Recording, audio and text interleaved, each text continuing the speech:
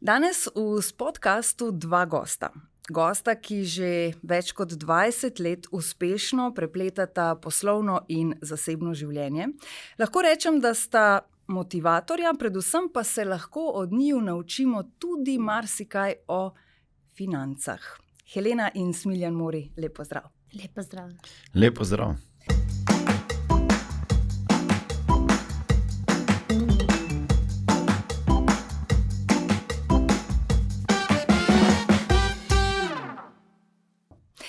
Motivatorja. Ta beseda se mi zdi, da je beseda motivator pri Slovencih vedno bolj iskana in zaželena v primerjavi s preteklimi recimo 10 leti. Se motim? Pa zdaj, ko sem to poslušal, bi rekel, da ljudje, ko slišijo neko besedo, da si motivator, dan se mi zdi, da že vsak je malo motivator ali pa demotivator. Je pa res, da pred 26 leti, ko sem se jaz pojavil na sceni v Sloveniji, beseda motivacija ni bila sploh izgovorjena, če lahko malo karikiram. Niso ljudje govorili o motivaciji, v podjetjih takrat ni bilo motivacijskih seminarjev ali pa seminarjev za osebnostno rast, ni bilo javnih motivacijskih seminarjev. Tako da jaz sem dobesedno na nek način skoval to besedo, motivacija tudi, pa motivacija, in potem sem tudi postal poznan, čeprav ljudje so kar negativno potem začeli uporabljati to besedo, ja, motivator, ne.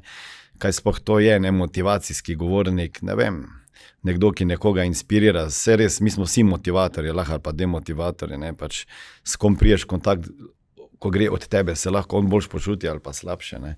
Tako da ja, res, takrat ni bilo toliko besede o motivaciji, danes pa mislim, da to največ, kar ljudem primanjkuje, ampak motivacija ni čarobna beseda, ki bo ljudem pomagala veliko stvari narediti, bolje disciplina zdaj vidim, pa navade, ko pa motivacija. Vsak je motiviran, lahko po čitanju ene knjige ali pa poslušanju enega podcasta, ne, enega intervjuja, ne moreš pa potem z motivacijo pa delati vsak dan, ne. Ne vem, vsak dan nisem motiviran, da grem v fitness, vsak dan nisem motiviran, da delam 100 sklec, ne. Tako da je bolj navada pa disciplina je tisto, kar te bo dolgoročno obdržalo na poti do uspeha, ne. K vašim začetkom se še vrnemo v nadaljevanju, bi pa najprej rada, da razložimo, vidva dejansko poudarjata finančno pismenost. Kaj je sploh finančna pismenost? Verjetno ne samo zapravljanje, Helena, ne? Ne, sigurno ne. Zapravljanje je en del, se pravi, finančna pismenost, vse v zvezi z financami, osnove financ, kako z njimi razpolagati, kako z denarjem, kaj z denarjem početi, se pravi, vse to, kar sodi že po sami definiciji v finančno pismenost. In večina ljudi, nažalost, ne, nas je finančno precej nepismenih, v smislu, to ni predmet, ki bi se ga učili, ne vem, v osnovnih šolah ali kaj podobnega. Tudi malo staršev je tistih, ki se dejansko aktivno ukvarja z finančno pismenostjo svojih lastnih otrok. In na nek način, torej, če nečesa ni, je treba narediti, da postane del nečesa, zaradi tega, ker če tako pogledamo, kakorkoli že obrnemo, mi se vsakodnevno v bistvu srečujemo z financami, kakorkoli že kot otrok, na primer, prvič, kot ti otrok reče, ne vem, da bi rad neko imel igračko, karkoli, je že on v eni igri v zvezi z denarjem, ne. Velikokrat verjetno slišimo tudi starši, da otroci niti ne razumejo, kaj pomeni bankomat, ne, in enostavno rečejo, ja, pa pojdi na bankomat, ne, češ tam je neki dinarčki so tam, ne. Ali pa plačaj s kartico. Tako, plačaj s kartico, ne, ampak kako pride denar do tja in kaj se zgodi na tej poti in kako upravlja s svojim denarjem, to je finančna pismenost, o tem se pogovarjamo. Pa če smo zdaj recimo nekoliko bolj konkretni, jaz imam doma 6-letno hčerko, Ronjo, kaj bi to pomenilo, recimo, da se pri nas doma začnemo, da jo vključujemo v ta nek finančni plan pismenost, bi to pomenilo, da mora ona že imeti svoj denar, s katerim lahko razpolaga, da sploh dobi občutek, kaj pomeni kepica sladoleda ali ne, ali je še premajhna?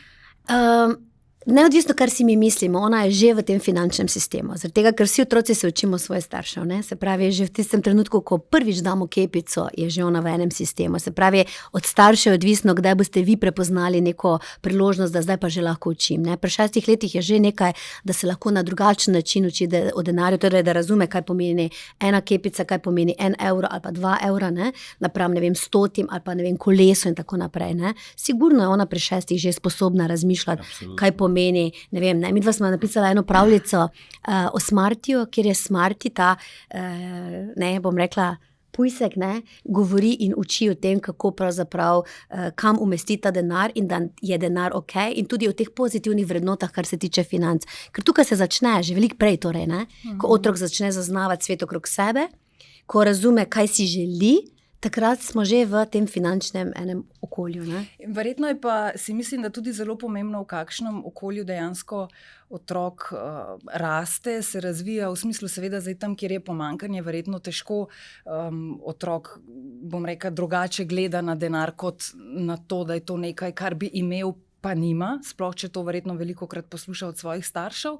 Kaj pa tam, kjer je denarja nekoliko več? Tam je spet verjetno zelo pomembno, kakšen odnos do tega denarja ima ta starša, ne? Absolutno, v vsakem primeru je pomemben odnos, ampak tudi kaj ti kot otrok ali pa ti kot oseba, ko odraščaš, na kakšen način dojemaš svet okrog sebe, Ker nekdo lahko izhaja iz, premožne družine, pa bo vseeno imel negativen odnos do denarja ali pa kontra, Torej ne pomeni, da tako kot nam je bilo... Kako si v glavi, Mislim, velika verjetnost je, da boš na nek način osvojil ta prepričanja svojih lastnih staršev, Se pravi, je zelo pomembno, na kak način mi znotraj družine komuniciramo z svojim otrokom oziroma tudi s svojimi prijateljicami in tako naprej v zvezi z denarjem, torej kak odnos izražamo, zaradi tega, ker ne hote ali hote, se otrok tega priuči.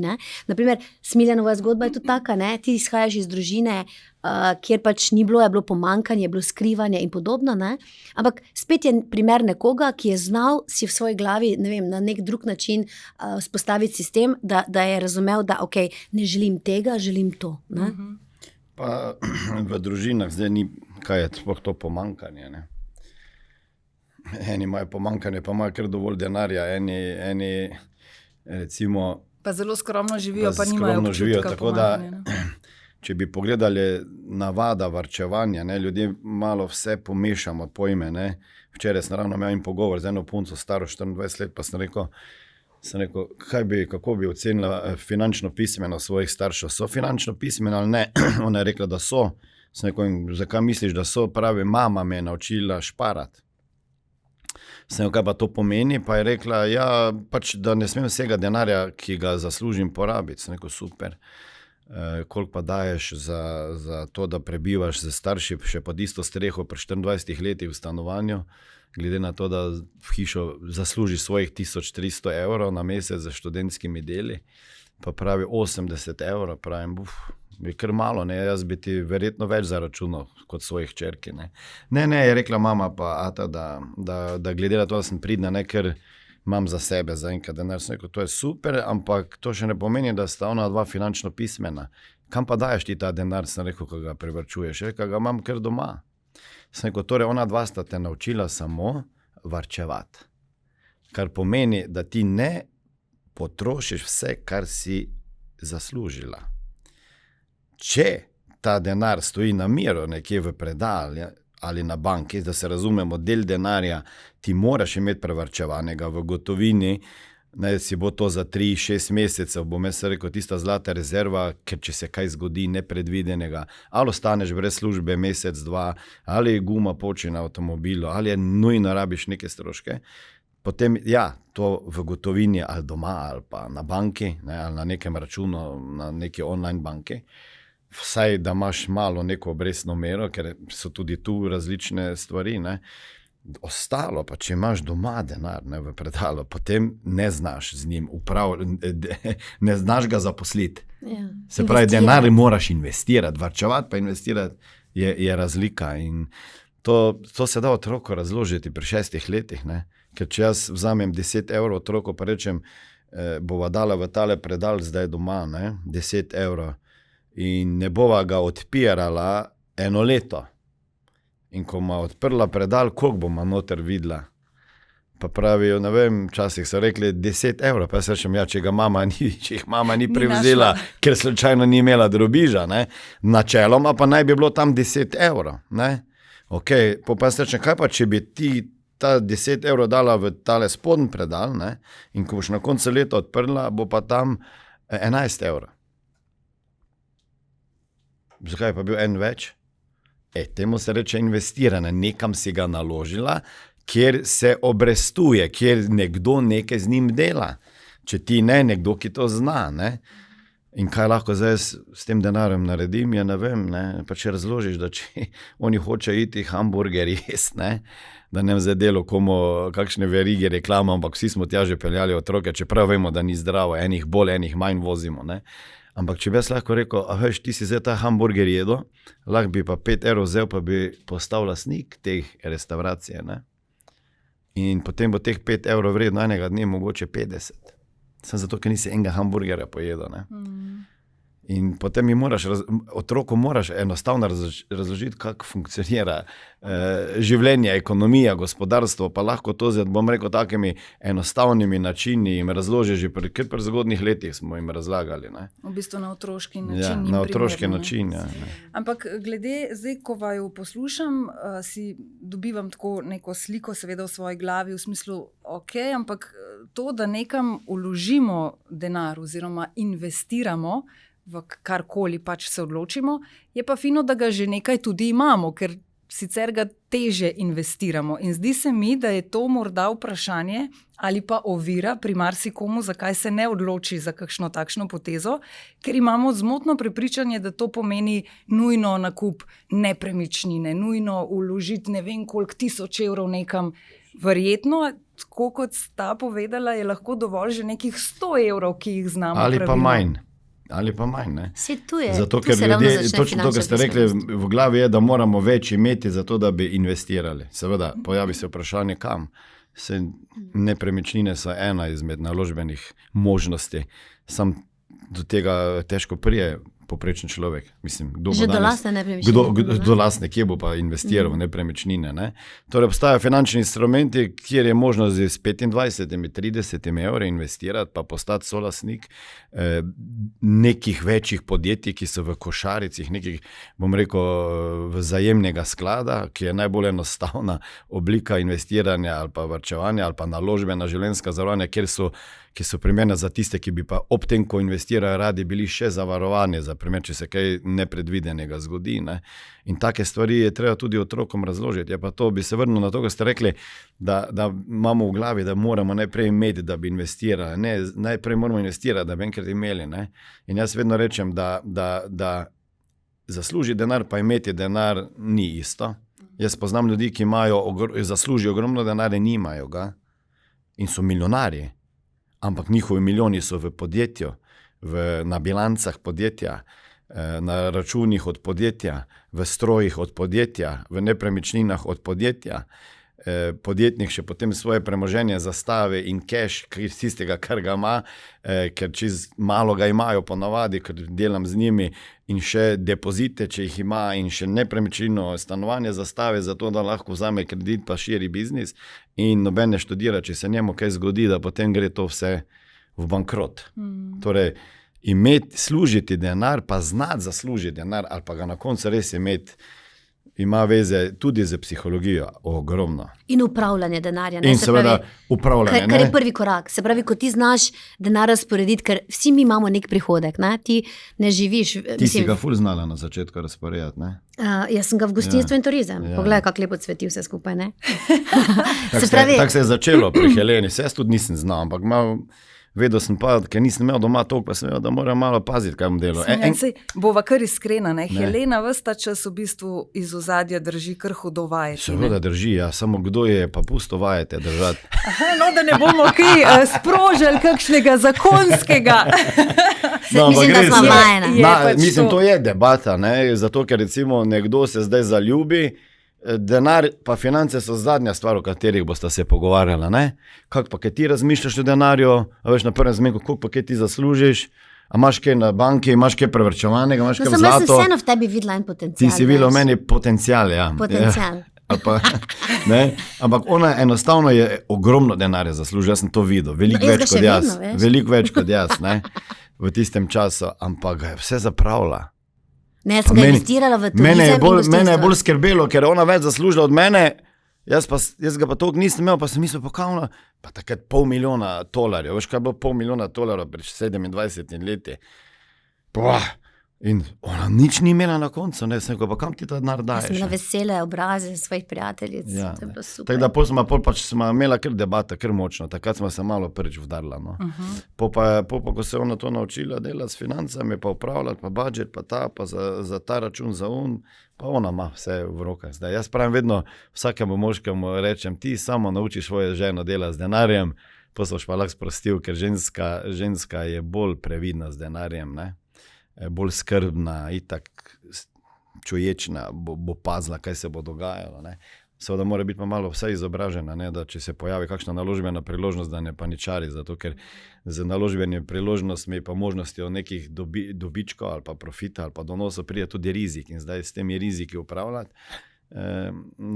Na eni strani smo ljudje toliko, da bi ogromne rizike gremo, pa smo prepožrešni, pa potem tako zgubljamo denar, da ne bomo rekli v nekih kriptoindustrijah, zdaj, kjer je prevar ogromno. Ne?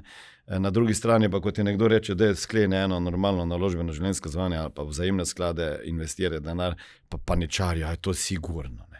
Mislim, tak dve skrajnosti vidim pri ljudeh. Ne? A je pravilno razmišljanje, da investiraš, recimo, ko gre tudi za ta rizik lahko v ozadju, denar, za katerega ga lahko takoj odpišeš? V smislu, tole tudi, če zdaj le zgubim, nimam, ta denar dam. Ali ne. Je to seveda učimo, pa govorimo, ne, ta denar investiraj, pa veš, da če ga izgubiš, da ne boš jutri jokal. Ne. Ampak to je bolj mišljeno za naložbe, ki so res, imajo potencialno, bom rekel, asimetrične možnosti donosov. Ne. Zdaj pa, če taka industrija bila kripto ali pa zdaj umetna inteligenca, pa te delnice, ki se nova podjetja rojevajo, bom rekel, v smislu, ko gre za asimetrične donose, to pomeni, jaz dam 1 evro, pa lahko dobim 5 ali pa 10 in to v hitrem obdobju, potem daj samo tisti denar, katerega boš jutri lahko zgubil. Ne? Zdaj eno dolgoročno investiranje za pokojnino, ne? Pa ne rabiš zdaj se toliko bati, če investiraš na trg kapitala, ki funkcionira že 50-100 let, donosi med 7 pa 9% neto, S&P indeks je delal v zadnjih letih 9-11%, če bi pogledali vsi produkti v Sloveniji, vseh ustanov, ki jih tržimo, imajo včasih pluse, včasih se je zgodilo kakšno leto minus, ampak zadnjih 50 let je bilo pač puščica tako gre gor, ne, gospodarstvo pač raste, človek je tak narejen, da raste, da se razvija. Ne. Tako da tu pa ni zdaj bolje pravilo 10% minimalno, kar zaslužim zdaj, investiraj za svoj prihodnji jaz. Za svoj prihodnji jaz pomeni jaz čez 30 let, če si star 30 ali pa jaz za 50 let, če si star 20, ne? Ko bo ta jaz starejši, to pa ljudje imamo problem. Glede na to, da mi teme o financah priznam, da niso blizu, v smislu, da bi prav veliko se sama finančno podkovala z investicijami in podobnimi zadevami, bi vaju pa lahko poslušala ure in mislim, da je skrajni čas, da preverim datume delavnic, ker predvidevam, da se bo na delavnicah veliko govorilo tudi o tem. Jaz zelo konkretno tudi delala. Se pravi, novembra pripravljava 2 posebni delavnici, eno bova imela skupaj s Mirjanom za pare, ker je pomembno, da se par skupaj, torej da se usedemo skupaj kot par in par lahko paru lažje nekaj razlaga oziroma lažje gremo skozi snov. Na drugi strani pa seveda so tudi ženske, jaz na primer še posebej sem rada z ženskami in žensko družbo in pripravljam še jaz posebno delavnico za punce, zato ker se mi zdi ravno to izhodišče, da punce velikokrat ali pa prevečkrat kar odrinejo to na neko stran in rečejo, veš kaj, to je za mene ne vem kakšna znanost, in to meni ni okej, to bom jaz pustila svojemu. Ravno to, bo to mož naredil. Bo to mož, jaz to res nočem, ne vem. Meni pa se zdi ravno to, kar je prej Smiljan povedal, ženske smo dejansko veliko bolj, ne vem, imamo, kako bi rekli, na peclih imamo vse razumemo, znamo zelo hitro skalkulirati. Tako, kot pa na primer velika verjetnost, da fantje. Adrenalin, pa malo dopamina, pa hitri donosi, pa veliki donosi. Pa te velike zgodbe, ženska pa vseeno, ta varnost, potreba po varnosti ima ženska, se mi zdi veliko bolj nekako v sebi, je del nje in bo naredila, da bo tako treba. No, vse imamo vsi ta odnos, nek čuden, ko slišiš beseda, denar, je že umejoča prepričanja. Okrog denarja so vedno emocije. Ja, kakorkoli obrnemo, ful je na koncu emocij, je. ne. Ja. Če se spomnite sami, ne vem zdaj doma, kakšen je bil pogovor o denarju v družini. Ne? A se je sploh pogovarjalo, se ni pogovarjalo, če se je, pa v kakšni energiji se je pogovarjalo. Verjetno je bilo v negativni energiji, nimamo ga, ne moremo to, ali Ne vi raste mislite, na drevesu. da raste na drevesu, pa ne vem še kakšne bolj smešne. Ne? Tako da ljudi je strah, da denara ne bi imeli, ker potem, če ga nimamo, ne moramo preživeti, ne? In to je v naši glavi res bolečina. Sej denar kot je list papirja. Zakaj bi Sam po sebi nima vrednosti. Zakaj bi imel zdaj ful nekih emocij do njega, ampak je ta denar s tem denarjem povezan, da jaz nisem lačen jutri, da lahko spim pod streho. Ne? In tu je ta strah. Pa ko ga imaš, te pa strah, da ga ne zgubiš. Ker v bistvu je zanimivo. In podelaš pa še tudi neumnosti. Ne? Ravno to, ne? Po eni strani želimo reči, denar ni vse in denar mi ne pomeni tako zelo. Hkrati pa je denar nekaj, tako kot ste rekli, nekaj, da nismo lačni in da imamo streho nad glavo in podobno. Torej, na koncu denar nam pomeni. Ja. Sveda nam. Ne, je pa potem seveda verjetno važno, zakaj bi nekdo rekel. Mislim, o financah eno je tehnična plat. Se mi lahko pogovarjamo, kaj vi morate narediti, koliko odstotkov denarja potrošiti, koliko investirati, koliko varčevati, koliko za študij, koliko za penzijo, katera zavarovanja morate imeti. To je vse kako, ne? Mi se pa lahko pogovarjamo o psihologiji denarja, po prepričanjih, pa strahovih. Ne? In zakaj bi nekdo rekel, da mu denar ni pomemben? Zdravje ti je pomembno? Ok, pa ne ti bo denar vse toliko kot zdravje. Zakaj bi bil več ali pa manj? Zakaj dajemo temu negativno? Če jaz rečem, meni je pa denar pomemben, bo nekdo rekel, ti si pa pokvarjen. Ne? Viš, koliko je pokvarjen, sem ti rekel, da je, samo za denar mu je. Razumete, da toliko imamo okrog tega denarja, da to je bolezen. Danes obstajajo finančni terapeuti, ki zdravijo ljudi, ki imajo probleme z denarjem. Takšne knjige so napisane. Zato, ker pustimo tam v Afriki, kjer nima nobene možnosti, ima tu, ker normalno živimo, biti non-stop brez denarja. To je bolezen že.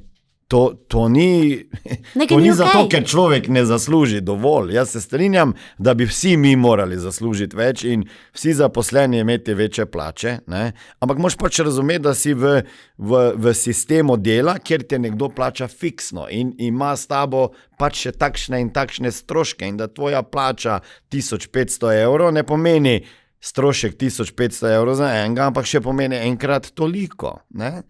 In da če jaz to povečam to in da lahko več zaslužim, samo če delam v ekonomiji, kjer jaz menjam svoj rezultat, ki se da meriti v prihodkih za denar. Ker jaz menjam svoje ure za evre, bom težko vedno rekel, da je moja ura zdaj več vredna, razen če sem jaz tle zrasto, dodal neko vrednost in prinesem podjetju več prihodkov. Pač tak stvar funkcionira. Ne? Zdaj, zakaj denar ne bi bil pomemben, pa je manj pomemben kot drugo?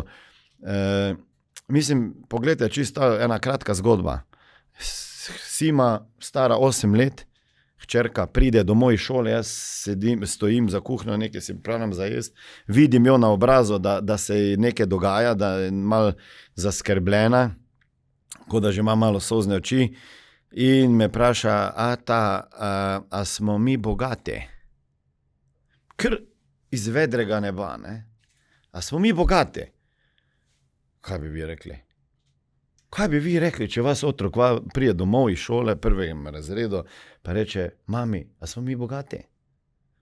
Jaz vam povem, karkoli boste rekli, boste povedali neumnost. In narobe. Ja. In narobe, ker boste jo programirali jo za cel življenje, da bo vedno brez denarja, tudi če ga bo zaslužila. Zakaj? Kaj pa bi bil pravilni odgovor? Pravilni odgovor je v tistem trenutku bil, nisem slišal, kaj si rekla? Kaj si vprašala? Pa rekla, če smo mi bogati, sem rekel, kaj moram iti na WC, prijem nazaj. Nisem vedel, kaj naj odgovorim. Malo premisliti. Ja. In potem, ko sem nazaj prišel, sem se toliko zbral, da sem vedel, da na vprašanje, na katerega ne upaš, ne znaš odgovoriti, ne boš postaviti vprašanje. Ne? In sem rekel, kaj pa pomeni to? Zate, biti bogat. Kaj to pomeni, biti bogat? Je rekla, ne vem. Sem rekel, pa ne vem, kako ti ne razložim. Sem rekel, ampak kje si pa to slišala? Pravi v šoli. Sem rekel, od koga?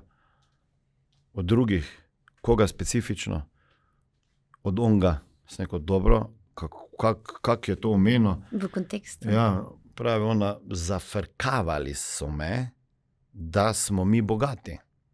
Sem rekel, zafrkavali. Kaj pomeni zafrkavali? Sem rekel, ne znam si razložiti, kak to čutiš. Kako to čutiš?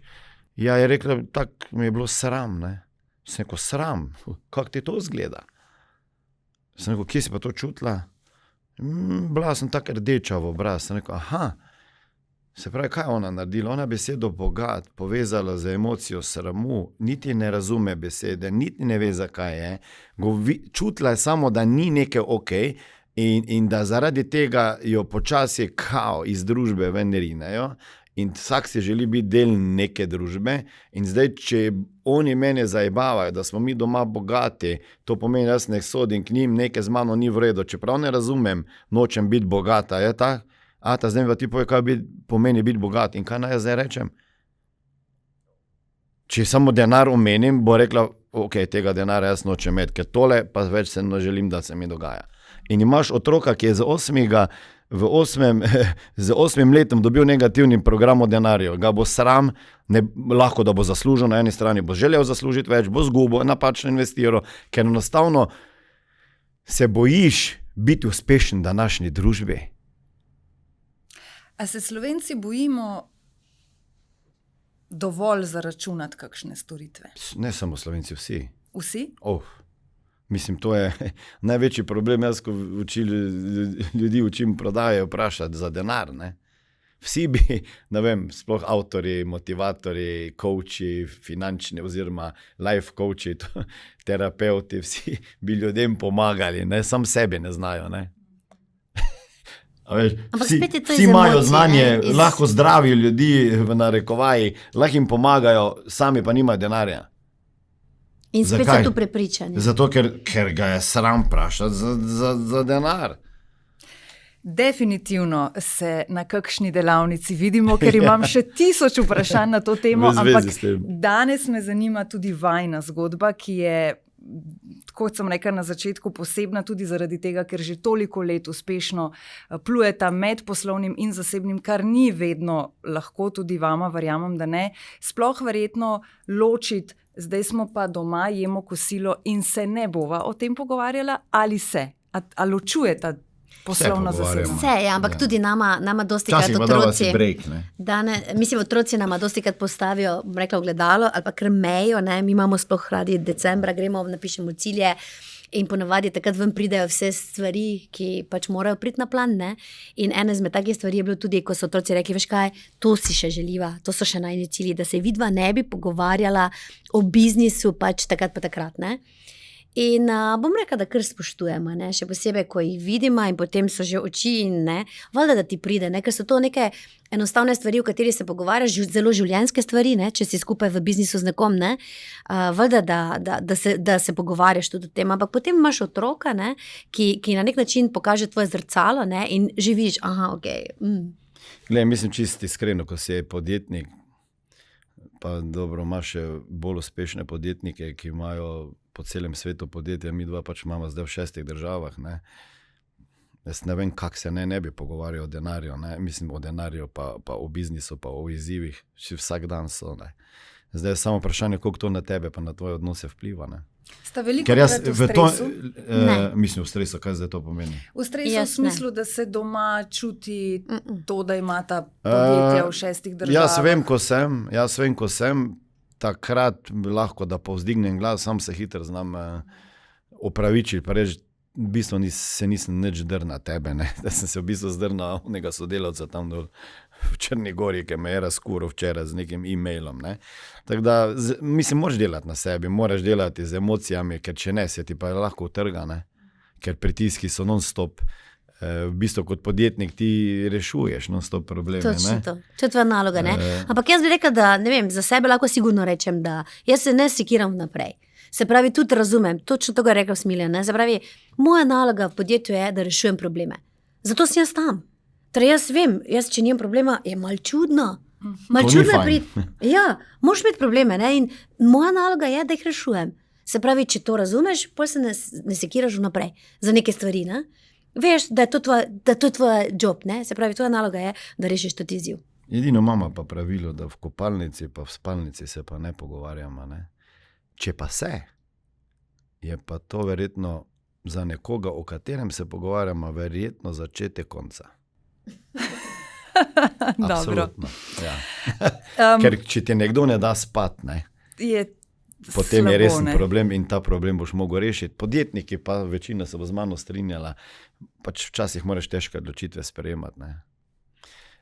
In tu ponavadi predolgo traja, ko je treba zaključevati neke stvari in potem kot podjetnik si včasih viden kot malo, kako bi rekel, brezsrčen. Ne.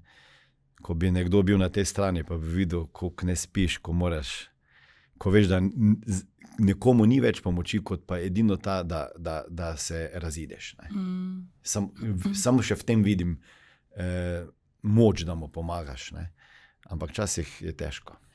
V vajnem odnosu je bilo seveda tudi vmes kakšno razburkano morje in kakšni viharji, omenila ste, Helena, otroke. Pot do otroka ni bila Je bila razburkana. Je bilo razburkano morje. Je bilo, ne? Ogromno neviht, ne?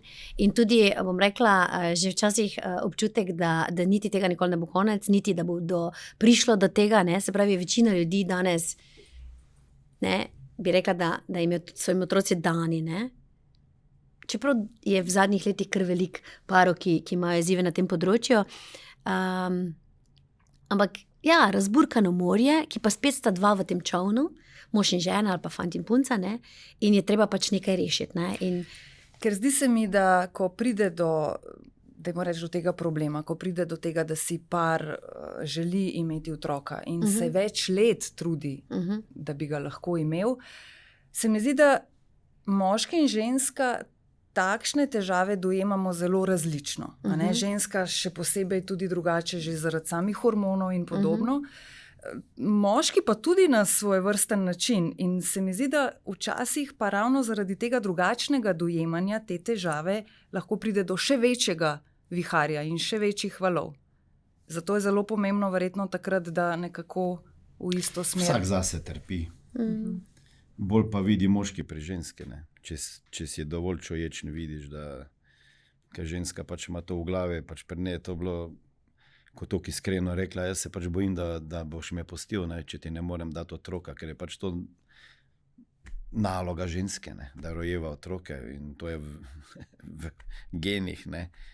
In veš, pol vidiš, da absolutno ogromno parov gre na razen. Mislim, mi dva sva jih videla veliko, ne? Za ene je celo to rešitev. Ker sem slišal veliko primerov, da so pa pol vsak svojega otroka dobili. Ampak ni pa to, jaz pa mislim, da velikokrat je, da to potem se ne moreš soočiti s problemom in ljudje se soočajo tako, da bežijo od problema. Ne. Koliko let sta se vidva trudila? 10 let. Ne. 10 let. Kaj vseh, 10 let je res doba. Petina življenja. Tako. In v teh 10 letih je kdo od vaju vmes že želel obupati in rekel, dost, ne grem se več, pač ne bova imela svojih otrok. Ja, nismo obupali, ampak se to ne pomeni, da nimaš otrok. Jaz pravim, če tam ne gre, bo šlo sem. Ne? In mi dva sma v eni fazi nehala riniti z glavo skozi zid, pa sva rekla, in sva iskala druge rešitve. Če ne bova imela, mislim, tako se mi smešno zdi, ne bova imela svojih otrok. Če ne bova imela po tej poti, po kateri poznamo, da se dobijo otroci, pa ne gre niti naravno, pa niti na IVF, izven telesno, bova pa posvojila otroka, ker imeti otroka v svojem življenju ne pomeni samo, da grem zvečer spat, pa delam tiste stvari, ne. Pač imaš otroka, to ga lahko posvojiš, če se ga da posvojiti, ne. Zdaj, a ti si zmožen to narediti? A imaš ta fiksna prepričanja, to ni tvoj DNK? Ker eni so rekli, ne, če pa ne morem imeti tak, pač mi ni svojeno, pa ne bom imel. To so še pa težje teme, se mi zdi. So bolj... A je to prepričanje morda bolj prisotno pri moških, ali ne? Ne vem. No, ampak jaz lahko rečem, da v tistem trenutku, ko sva se mi borila za otroka, ne, da je Smiljan meni najlepšo izjavo dal ljubezensko, ne, in zaradi tega tudi zdaj, toliko let kasneje, ne, je mu vse oproščeno. v smislu, ker je rekel, gledaj, če ne bova mogla imeti svojih otrok, bova pač si drugače organizirala tudi čas, drugače bova, ne vem, razmišljala in pač ni za druge prioritete si postavlja, se ni konc sveta, ne? Ni konc sveta, ampak se pravi, vedno je tudi opcija ne posvojiti otroka, ker ogromno je otrok, ki so na cesti in rabijo starše nekoga, ne? In mogoče imamo mi sami s sabo problem, ker pač mislimo, da verjetno naš DNK enostavno mora iti naprej, ne? Se pravi, ta neki, vsak ima svoj ego, ne? In verjetno tisto pač misliš, da ta moj DNK pa zdaj mora iti naprej, ne? Pa tak, včasih se mi je že zdelo, zakaj taki big deal iz tega zdaj delamo. Se človek tega pa res ne moreš v življenju imeti, ne? A lahko imaš, ne? Jaz lahko govorim, da vse lahko, vsak dobi vse. Ne, ene stvari pač ne moreš, ne? Ene stvari pač ne moreš, tako kak Froco ne kupiš vsega, pač bo jokal, ne? In zdaj, če se ne znaš, če si s tem toliko povezan, tvoja identiteta, da si ti zdaj pa slaba oseba, ker ne moreš imeti od tega, to je toliko psihologije, bolj sem jaz trpel zaradi tega, kar so drugi govorili pa počeli, pa ta pritisk okolja, pa starša, pa kdaj bosta, pa zdaj pa že čas, pa sam delate, pa dajte se malo sprostiti, pa pol zbadanje, se če ne gre, pa bomo pomagali, pa povej, kdaj pridemo, pa take brezvezne stvari, ko so se drugim zdele smešne, tebi pa ne. In ravno zato se mi zdi, da Helena, vi lahko dejansko veliko pomagate parom, ki gredo skozi podobno zgodbo. V bistvu oba skupaj, ravno zaradi tega, ker sta vidva kot par dala takšno stvar skupaj in obstala skupaj in tudi vajna zgodba se je zelo lepo končala, če lahko temu tako rečemo. Kakšen je bil potem razplet? Ja, midva sva istočasno šla v 8. postopek IVF-a in potem sva šla istočasno v 8. postopek IVF-a in potem sva šla istočasno v postopek posvojitve, slovenski del. In istočasno, ko sva zvedela, da sva dobila beta-HCG, da je pokazal zelo visoko vrednost, ne, sva dobila tudi v bistvu iz strani Centra za socialno delo sporočilo, da sva primerna za starša. Potem je pa se zgodilo, da je moja mama zbolela za rakom, ko smo mi donosla. Počakala sva torej, da sva dobila otroka, čeprav tudi jaz sem htela iti istočasno še v postopek posvojitve, ne? Ampak me je potem Smiljan malo ustavil in rekel, kaj pa če res počakava, da ti donosiš in tako naprej. In se je izkazalo kot dobra odločitev, ker smo imeli tudi zelo turbulentno nosečnost, tako da smo bili dosti vsepovsod, ne? Ampak se je končalo dobro in potem je moja mama zbolela, smo počakali še nekaj časa, je bilo vse ok in sva šla v ruski del posvojitve in potem sva v bistvu, Sima je bila stara 2 leti in ravno njegov 40. rojstni dan sva potem ja, res, 40 sem bil. Sva Semija vzela iz doma otrok, ne, v Moskvi in ga pripeljala v Slovenijo. Če bi recimo dala en poglaviten nasvet parom, ki gredo čez podobno zgodbo, katerega bi izbrala? Kaj je recimo vama takrat najbolj manjkalo, da bi vam nekdo svetoval, rekel? Jaz bom tako iskreno rekla, ne, jaz se spomnim enega starejšega gospoda, ki je enkrat prišel do mene in je bil tudi naš poslovni partner.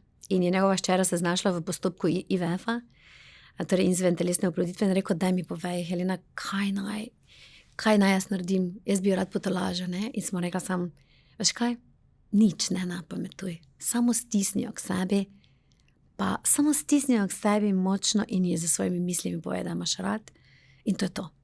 In se spomnim, ko je par let kasneje prišel in je rekel, veš kaj, sem to naredil.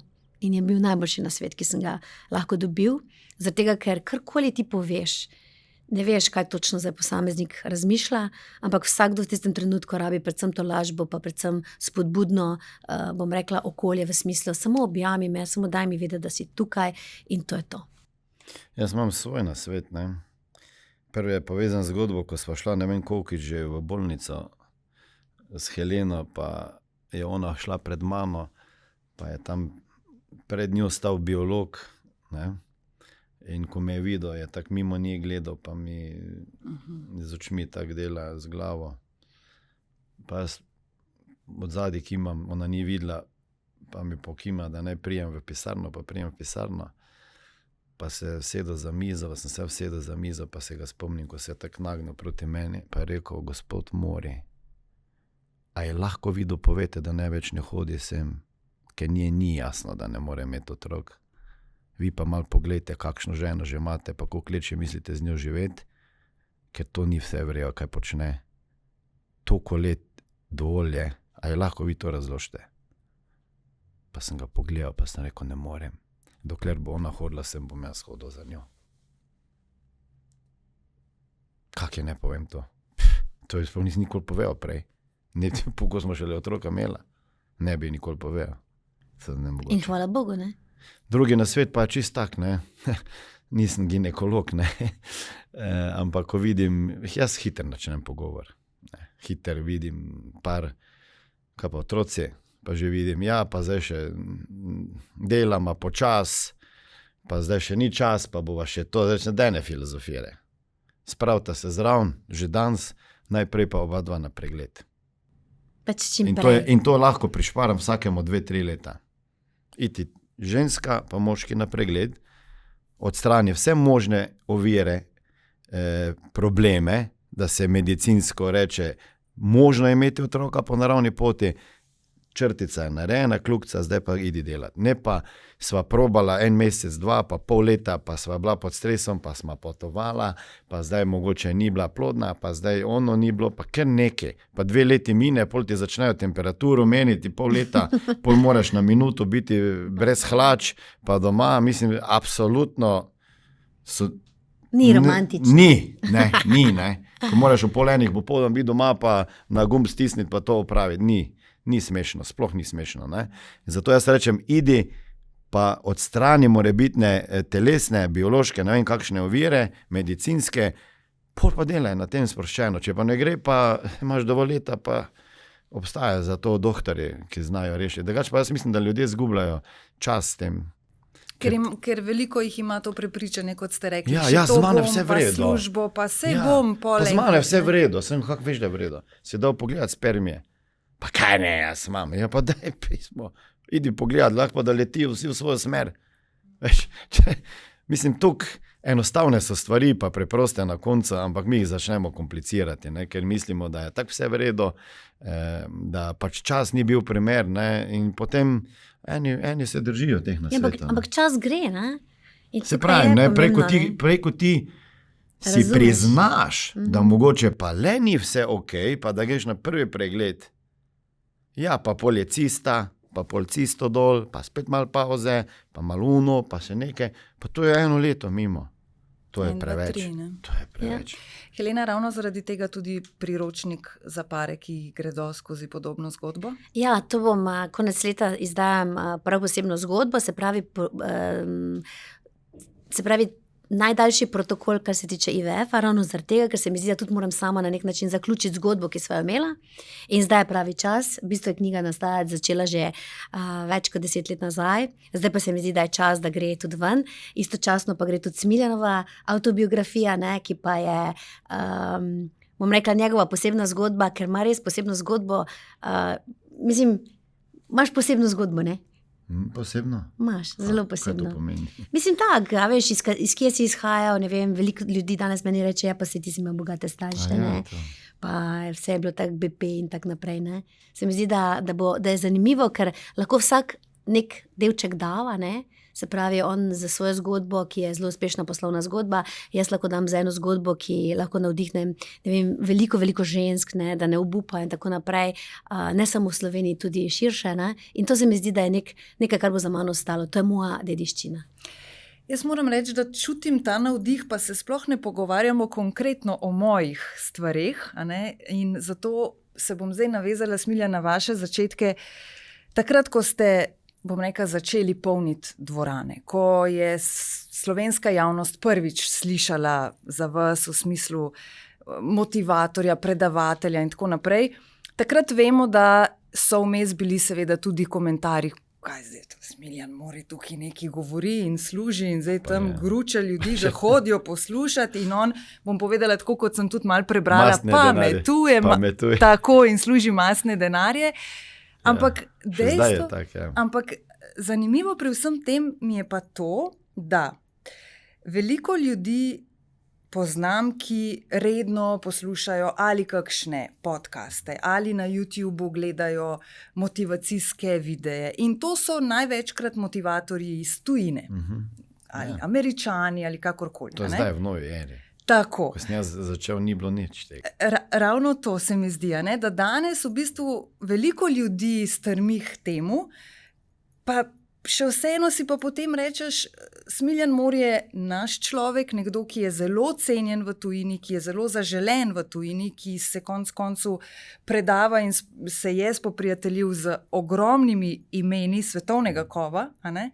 Hkrati pa občasno dobivamo občutek, da pa te teže pa doma ni. Zakaj? Smo Slovenci tako zelo, kaj bi rekli, ljubosumni na uspeh drugega? Pa ne vem, mislim,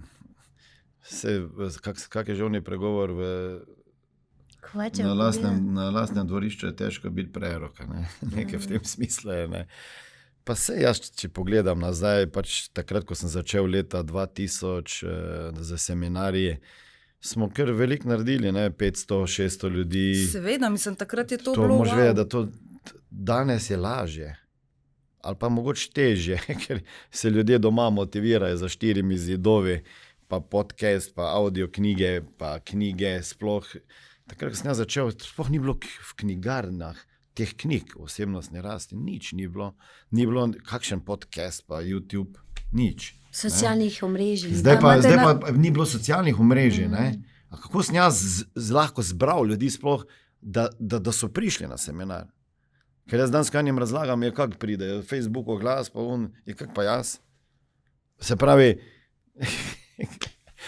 samo na televiziji ali pa na radio, če si prišel kot gost, so lahko zvedeli za tebe. Ali pa letake. Mi smo imeli letake. Ali pa letake smo delili, to so bili pač te prodajni koraki. Ja. Moral sem se naučiti tudi prodajati in to, ko moramo znati prodajati, ne vem, finančne produkte, ker od tega živimo že 27 let, pa pomagamo več kot 100,000 ljudem urediti finance, tako sem se mogel naučiti prodajati tudi storitve oziroma seminarje, coachinge, masterminde, ne? In danes je v bistvu tudi vse prodaja.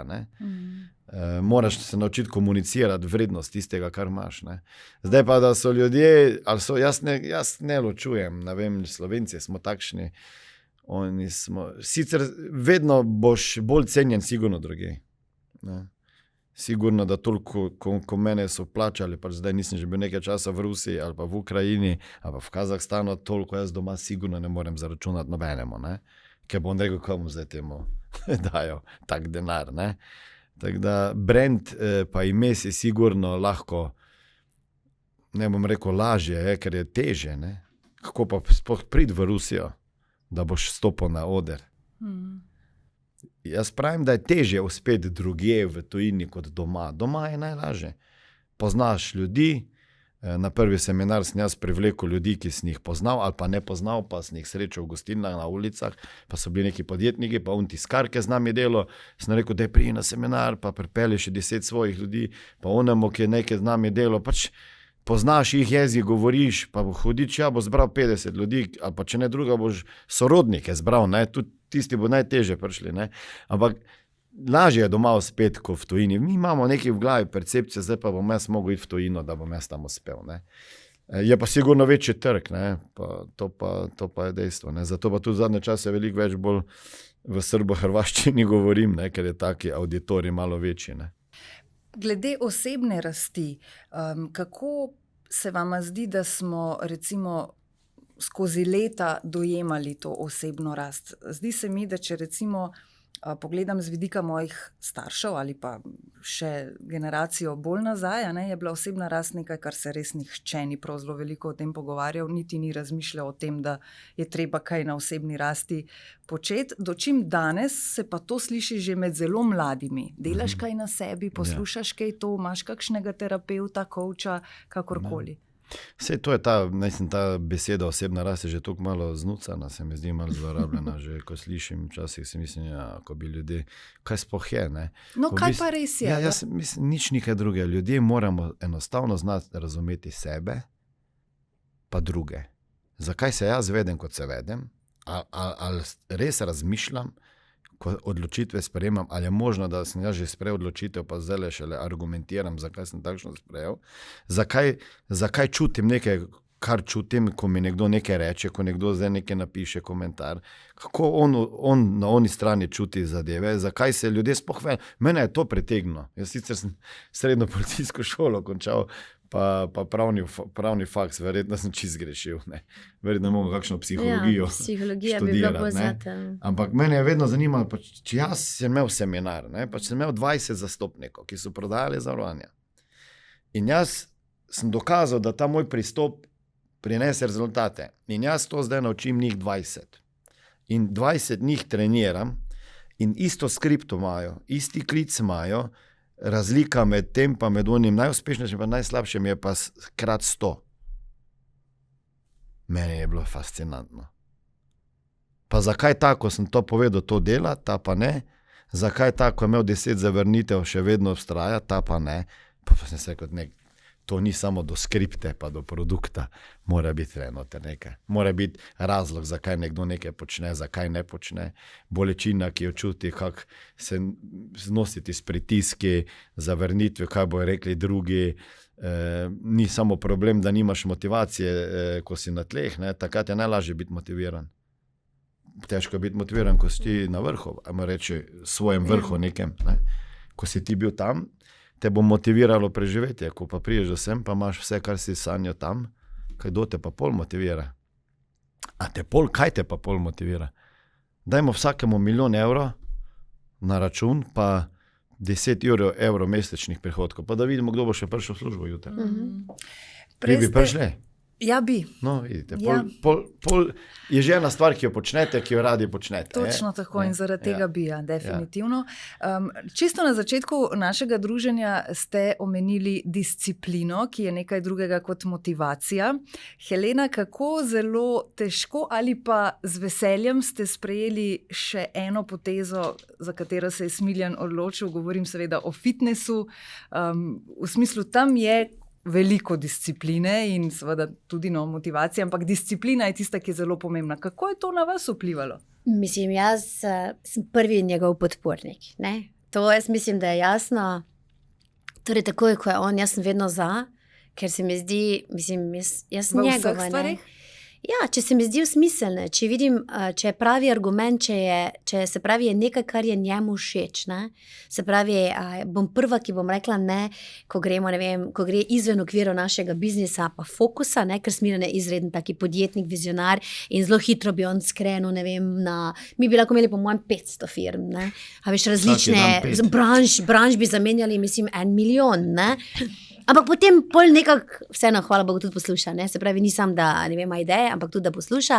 In jaz sem pri enih stvareh, kjer se on odloči, absolutno, jaz vidim, tam je njegovo srce in ni bilo nekaj zdaj takega, ne? In bilo je, ne vem, po 50, ko on želi torej nekaj ali sam sebi dokazati in ne vem, jaz vidim še širši vpliv in se mi zdi fenomenalno tudi to, da bo cela družina stala in to, da bomo mi zraven nekje tam, ne? To se mi zdi tudi fenomenalno zaradi najnih otrok, se pravi, pokazati otrokom, ker to, kar je pomembno, tudi če gremo nazaj na osebnostno rast, je ne samo, da je osebnost rast mogoče postala nekaj modernega, ne, ampak živeti to, kar sem se naučil, ne, to pomeni, ne, kdaj nekaj vem, takrat, ko to živim.